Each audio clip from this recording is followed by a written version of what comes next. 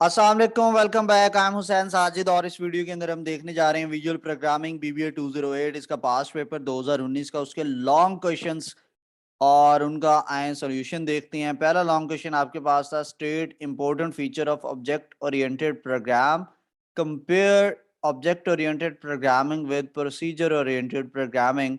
सो OOP के क्या हमारे पास फीचर होती हैं कि OOP language supports the features of normal programming language as well as some important concepts and terminologies that make them popular among the programming methodology. कि जो object oriented के programmes होते हैं और उसकी जो लैंग्वेजेस होती हैं वो आम नॉर्मल प्रोग्रामिंग के फीचर को भी सपोर्ट करती है। इसके अलावा कुछ इम्पोर्टेंट कॉन्सेप्ट्स और इम्पोर्टेंट टर्मिनोलॉजीज होती हैं उनको भी वो सपोर्ट करती हैं, जो कि उनको ऑब्जेक्ट ओरिएंटेड को एक पॉपुलर बनाती हैं बाकी तमाम प्रोग्रामिंग मेथोडोलॉजीज में। So object oriented programming languages के अंदर जितने भी ऑपरेशंस होते हैं, all operations on the object through methods exposed at the object, कि वो जितने भी ऑपरेशंस होते हैं वो डिफरेंट मेथड्स के वो ऑब्जेक्ट्स के थ्रू परफॉर्म किए जाते हैं। यानी आप जिस तरह से कह लें कि हर चीज़ के एंटर और एग्जिट के ऊपर आप एक डोर लगा दें तो आप चीज़ों को कंट्रोल करना भी आसान हो गया, चीज़ों को छुपाना भी आसान हो गया। ठीक है। सो सम फीचर्स ऑफ ऊप आर, के इसके ऊप के क्या फीचर्स होते हैं? Polymorphism, inheritance, encapsulation, abstraction. ठीक है। सो नेक्स्ट उसने कहा है कि जी प्रोसीजरल ओरिएंटेड और ऑब्जेक्ट ओरिएंटेड को कंपेयर करें तो उसका क्या कंपैरिजन बनता है कि जो प्रोसीजरल ओरिएंटेड होती है उसमें जो प्रोग्राम है वो स्मॉल पार्ट्स यानी फंक्शंस के अंदर डिवाइड किया गया होता है, और इन ऑब्जेक्ट ओरिएंटेड प्रोग्रामिंग वो जो होता है स्मॉल पार्ट्स में डिवाइड होता है, उनको ऑब्जेक्ट्स कहते हैं। ये भी स्मॉल पार्ट में होता है, वो भी स्मॉल पार्ट्स में होता है।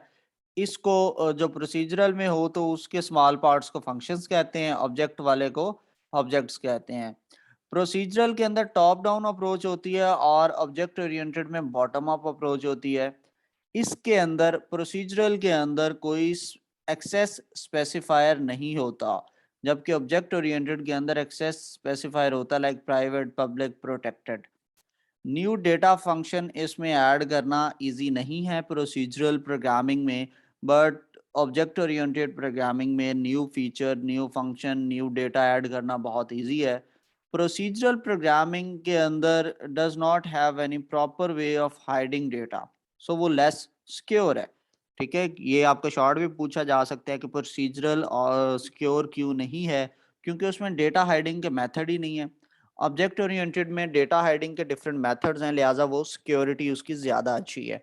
प्रोसीजरल के अंदर ओवरलोडिंग नहीं होती। ठीक है। और ऑब्जेक्ट ओरिएंटेड में ओवरलोडिंग होती है। ओवरलोडिंग का मतलब होता है एक ही चीज़ जो है वो दो बार आए, यानी सेम नाम की दो चीज़ें प्रोसीजरल में नहीं हो सकती, ऑब्जेक्ट में हो सकती हैं। प्रोसीजरल प्रोग्रामिंग में functions are important than data, और ऑब्जेक्ट ओरिएंटेड में data is more important than function. Procedural को जो है प्रोग्रामिंग जो है वो अनरियल वर्ल्ड पे होती है और ऑब्जेक्ट ओरिएंटेड रियल वर्ल्ड पे होती है। सो सी, फॉर्ट्रन, पास्कल, बेसिक ये प्रोसीजरल थी, और सी प्लस प्लस, जावा, पाइथन, सी शार्प, वीबी ये जो हैं ये ऑब्जेक्ट ओरिएंटेड प्रोग्रामिंग लैंग्वेजेस हैं। सेकंड क्वेश्चन था, differentiate between abstraction and encapsulation with detailed example in your own words. Abstraction is hiding internal detail and showing the functionality only. Abstraction का क्या मतलब होता है? इंटरनल डिटेल हाइड कर दो और जस्ट उसकी फंक्शनैलिटी शो कर दो, इसे एब्स्ट्रैक्शन कहते हैं। Abstraction focus on what the object does instead of how it does, यानी एब्स्ट्रैक्शन का फोकस होता है कि ऑब्जेक्ट करता क्या है, कैसे कर रहा है, हमें उससे कोई गर्ज नहीं है।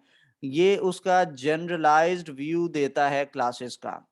सो let's first take ATM machine as a real world example, कि हम पहली एग्जांपल इसमें एटीएम मशीन की देखते हैं कि we can use an ATM machine for cash withdraw, money transfer, retrieve, जो है वो उसकी अकाउंट की मिनिमम स्टेटमेंट जो भी होती है, सो हमारी डेली लाइफ में हम उसको यूज करते हैं। But we don't know internally what things are happening inside the ATM machine when you insert ATM card for performing any kind of operation. यानी वो अंदर कैसे हैंडल कर रहा है ये हमें नहीं पता होता। हम कार्ड डालते हैं और ये सारे प्रोसेस को हम कर सकते हैं, वो सारा प्रोसेस तो एटीएम मशीन परफॉर्म कर रही है, लेकिन हमें उसने उतना ही दिखाया है जितनी हमारी जरूरत है। इसे एब्स्ट्रैक्शन कहते हैं। दूसरी एग्जांपल हम रियल वर्ल्ड के अंदर क्या देखते हैं कि एक कार ओनर जो है उसको इतना पता है कि कार चलानी कैसे, how to drive it, he knows about various component of car and how to use them, कि वो उसके वेरियस कंपोनेंट का भी उसको पता है और कैसे उनको यूज करना है उसको वो भी पता है। For example our car owner know accelerator pedal is used to increase the speed of the car and pressing the brake pedal stop it. Car के ओनर को पता है कि एक्सेलरेटर पैडल दबाएगा तो कार की स्पीड बढ़ जाएगी, ब्रेक दबाएगा तो कार रुक जाएगी। To perform these actions you only need how to use them. ठीक है, आपको ये परफॉर्म करने के लिए ये जस्ट पता होना चाहिए कि ये कैसे हमने बटन प्रेस करना है तो वो रुक जाएगा, और कैसे उसका वो पैडल प्रेस करना है तो वो रेस उसकी ज्यादा हो जाएगी।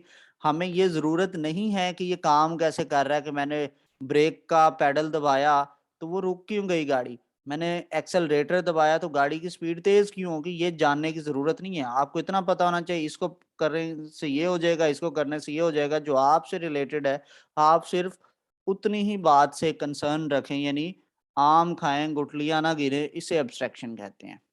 एनकैप्सुलेशन कहते हैं wrapping code and data together into a single unit, यानी कि कोड और डेटा उन दोनों को एक ही सिंगल यूनिट में बंद कर दो, ये इनकैप्सुलेट हो गया। Class is an example of encapsulation because it wraps the method and property within the class. Example क्या है, school bag. School bag is one of the real example of encapsulation. School bag के अंदर सारा कुछ हम उठा के तो उसको पैक करके तो बंद करके उसको हम स्कूल बैग का नाम दे देते हैं, और इसको हम इनकैप्सुलेशन कहते हैं।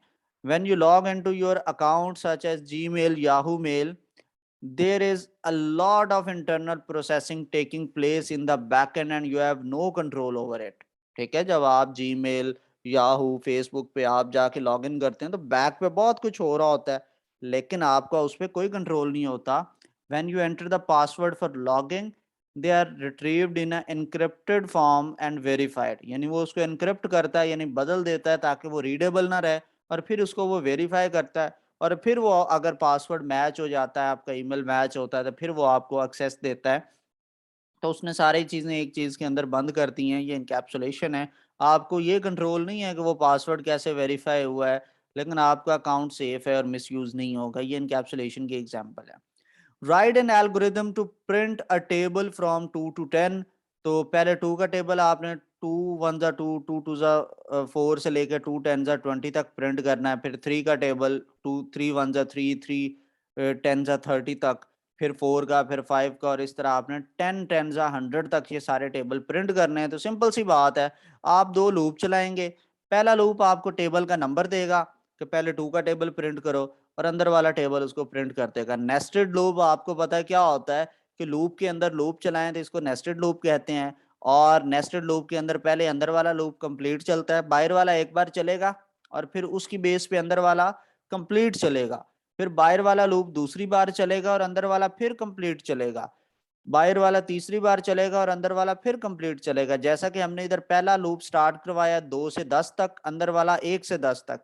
तो पहले वाला लूप जो है वो वैल्यू देता है आई की 2, तो अंदर वाला जो है वो जे की वैल्यू देता है 1 से 10 तक। उसको 10 बार अंदर वाला लूप चलेगा।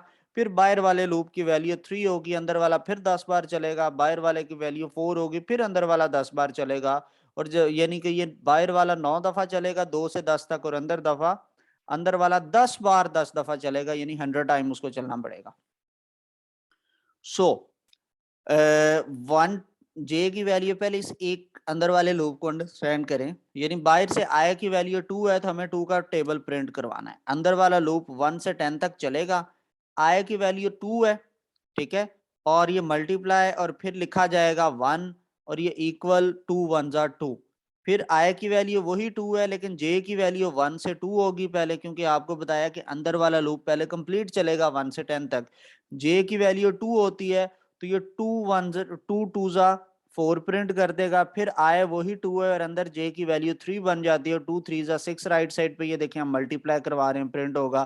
फिर जे की वैल्यू 4 होती है, तो ये 2 4 जा 8, 2 5 जा 10, 2 6 जा 12, 2 7 जा 14, 2 8 जा 16, 2 9 जा 18 और 2 10 जा 20 तक ये अंदर वाला टेबल चलेगा। और ये जब से जे की वैल्यू 10 होती है अंदर वाला लूप रुकता है, अब बाहर वाले की वैल्यू एक इंक्रीज होके 3 बन जाएगी। फिर अंदर वाला लूप दोबारा चलेगा 1 से 10 तक। 3 1 जा 3, 3 2 जा 6, 3 3 जा 9, 3 4 जा 12, 3 5 जा 15, इसी तरह से 3 10 जा 30 तक चलेगा। फिर अंदर वाला लूप बंद होगा जब, फिर बाहर वाले की वैल्यू 4 बन जाएगी। और ये अंदर वाला फिर 1 से 10 तक, 4 1 जा 4, 4 2 जा 8, 4 10 जा 40 तक चलेगा। फिर बाहर वाले की वैल्यू 5 6, फिर 7, फिर 8, फिर 9 और 10, इस तरह से ये लूप चलता है। तो अगर आपको इसमें कोई कन्फ्यूजन है तो स्टिल आप इस व्हाट्सएप नंबर पे मुझे कॉल या वॉइस मैसेज कर सकते हैं। इसके अलावा आप मुझे हुसैन साजिद ऑफिशियल के नाम का फेसबुक पेज है, यहाँ पे भी मुझे लाजमी लाइक कीजिए। हुसैन साजिद ऑफिशियल के नाम से इंस्टाग्राम अकाउंट है, इसको भी फॉलो कीजिए। और हुसैन साजिद ऑफिशियल के नाम से फेसबुक, सॉरी, यूट्यूब मेरा अकाउंट है, इसको भी लाजमी फॉलो कीजिए, सब्सक्राइब कीजिए मेरे चैनल को। अपना ख्याल रखिएगा। अगली वीडियो में आपसे मुलाकात होती है। अल्लाह हाफिज़।